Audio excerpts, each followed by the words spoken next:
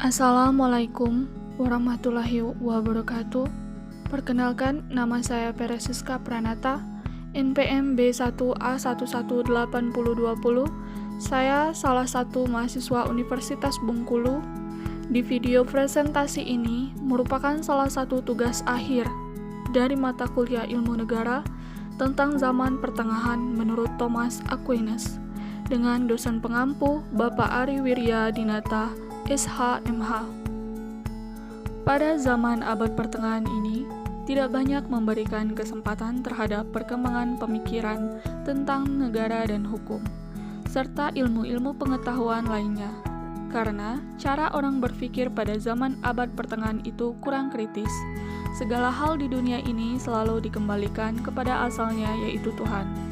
Jadi, terjadinya segala sesuatu di dunia ini karena sudah dikehendaki oleh Tuhan. Dengan demikian, lenyaplah alasan yang kuat bagi orang untuk mengadakan pemikiran tentang negara dan hukum. Pemerintah, kerajaan membiarkan segala sesuatu di lapangan agama, kesusilaan, dan adat istiadat, asal saja hal itu semua tidak membahayakan kerajaannya, baik secara langsung maupun secara tidak langsung. Thomas Aquinas hidup pada tahun 1226 Masehi sampai dengan 1274 Masehi. Thomas Aquinas lahir di Naples, Italia tahun 1226 Masehi, datang dari keluarga aristokrasi Italia yang memiliki hubungan kerabat dengan raja dan kaisar Eropa. Ia masih berhubungan kerabat dengan Henry VI dan Frederick II, dan juga raja-raja Aragon, Castile, dan Prancis. Ayahnya Ladulf, seorang yang memperoleh gelar Count of Aquino, dan ibunya Theodora, Countess of Tino, dengan berbagai pendidikan di berbagai university. Filsafat yang berkembang. Aquinas lekat dengan tradisi Neoplatonisme, di mana filsafat yang berkembang pada masa itu adalah Neoplatonisme. Aquinas merintis aliran skolastisisme yang bersifat tiga, yaitu rasionalitas tetapi tidak empiris. Kedua, mementingkan pendekatan etika. Ketiga, fokus pada usaha menemukan atribut segala sesuatu. Adapun berbagai karya-karya buku yang diciptakan oleh Thomas Aquinas. Pola hukum menurut Thomas Aquinas. Pertama, hukum kodrat merupakan partisipasi makhluk rasional dalam bentuk abadi. Kedua, hukum alam. Semua makhluk bukan manusia, artinya mereka itu lahir, tumbuh, berkembang, dan mati. Menurut hukum alam masing-masing, makhluk dengan sendirinya mengikuti hukum alam. Berlaku untuk manusia, dan manusia adalah satu-satunya makhluk yang dapat menyeleweng dari kodratnya.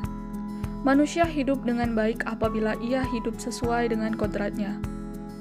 Ia buruk apabila tidak sesuai dengan kodratnya. Ketiga, hukum abadi. Dasar bagi hukum abadi sebenarnya tidak diragukan lagi keberadaannya, tapi tidak bisa diketahui oleh akal pikiran manusia. Negara. Sumber eksistensi negara berasal dari sifat alamiah manusia. Negara merupakan suatu kebutuhan kodrat manusia. Negara merupakan bagian integral alam semesta yang memiliki sifat dan karakter dasar yang mirip dengan mekanisme kerja alam semesta. Negara merupakan suatu sistem tujuan yang memiliki tatanan hierarkis. Negara sebagai suatu sistem tukar-menukar pelayanan demi mencapai kebahagiaan dan kebaikan bersama. Negara sebagaimana manusia harus tunduk kepada hukum alam. Negara dan penguasa negara memiliki kewajiban-kewajiban antara lain, mengusahakan kesejahteraan dan kebijaksanaan hidup bersama, mewujudkan keadilan dan perdamaian, membela kedaulatan negara. Kewajiban-kewajiban negara mengarahkan setiap kelas-kelas nasional dalam masyarakat untuk mencapai tujuan bersama karena doktrin Kristiani meyakini keberadaan alam akhirat yang abadi. Tujuan negara merealisasikan kebajikan yang kodrat serta pengembangannya sampai mencapai puncak. Hidup dalam arti asal tidak mati, hidup dengan baik, dan manusia adalah kebahagiaan abadi. Bentuk negara atau pemerintahan menurut Thomas Aquinas. Bentuk negara terbaik adalah monarki. karena dapat memelihara perdamaian sebaik-baiknya oleh kesatuan pikiran dari pemerintahannya. Dan sebaliknya, bentuk negara terburuk adalah tirani, karena memungkinkan penyelewengan kekuasaan atau power tends to corrupt. Penguasa tirani, bentuk negara atau pemerintahan yang terburuk adalah tirani. Demokrasi, meskipun buruk, masih lebih baik dibanding dengan tirani. Penguasa tirani muncul karena tidak adanya pengawasan atau kontrol terhadap kekuasaan. Cara menghindari kemunculan penguasaan tirani. Penguasa harus diangkat berdasarkan pemilihan oleh pemimpin-pemimpin masyarakat. Kekuasaan tidak boleh diperoleh berdasarkan warisan dari penguasa sebelumnya. Membatasi kekuasaan penguasa tunggal.